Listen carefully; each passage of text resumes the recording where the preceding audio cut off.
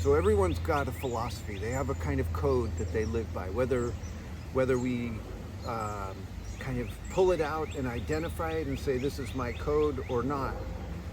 We have a kind of strategy or something that we think of as good or right, or what we're pursuing, and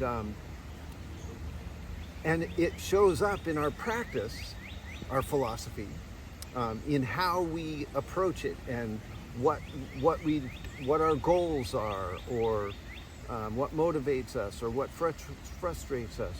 Yoga philosophy then is it's kind of external, or it's collected. Individuals have collected it over time and then present it, right? And so to me, that's why yoga philosophy is good, is because it's like it can kind of enhance your own sort of personal philosophy.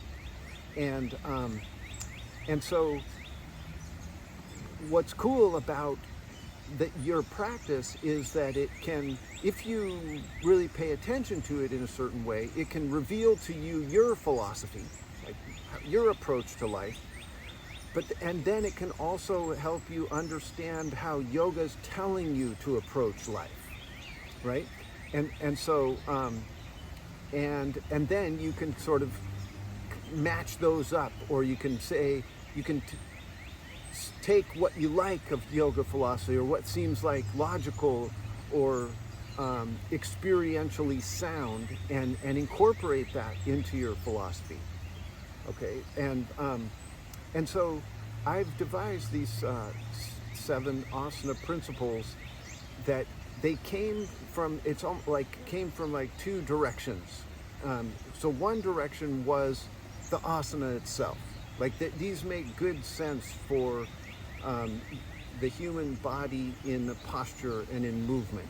But then the other angle is that they make sense in terms of when you read the Bhagavad Gita, and how it's instructing you to conduct yourself. These asana principles are based on that.